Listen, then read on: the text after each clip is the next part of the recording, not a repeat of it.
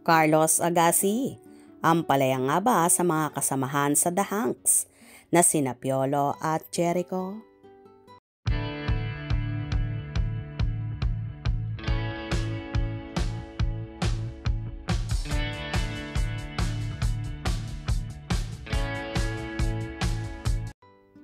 Tila nag-ampalaya si Carlos Agassi sa isang kumalat na TikTok video. Nagbigay kasi siya ng update sa kanyang buhay. Nag-spill the tea siya kung nagkikita-kita pa sila na mga dating kasamahan sa grupong The Hanks na sina Piolo Pascual, Jericho Rosales, Dieter Ocampo at Bernard Palangka. Anya, magmula raw nang magkanya-kanya sila ng karera ay nabuwag na ang nasabing grupo na nabuo 25 years ago. May bentahe raw naman ito dahil kung dati-rati ay pantay-pantay sila pagdating sa exposure at talent fee. Umalagwa raw naman ang karera ng iba, bagamat aminado siyang may napag-iwanan. Gayunpaman, tanggap daw niyang ganon ang lakaran sa showbiz.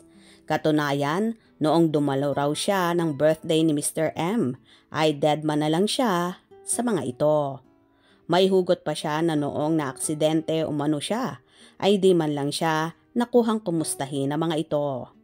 Samantalang noon daw, kasagsagan ng kasikatan ng kanilang grupo ay kinikis pa siya na mapasama sa shows bilang pinakabatang miyembro ng grupo. Ito naman ang reaksyon ng kibitzer sa kanyang hanash. That's the sad reality of showbiz. Pag di ka na relevant, dead ma ka na. Naging close friends ba niya sina Eko, Diet at Papa P? Baka naman acquaintance level lang. Iba naman iyong naka-work, iba rin yung naging friends mo talaga.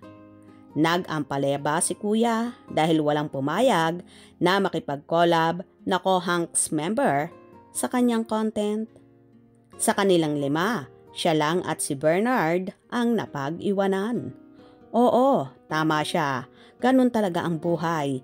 Hindi naman porket magkakatrabaho sa isang grupo ay close na. Hindi lahat ng nakikita sa TV ay totoo. In fairness, may following naman ang kanyang fitness tips. Bukas naman ang pahinang ito sa panig ni na Eko at Papa P hinggil sa emote ni Carlos Agassi.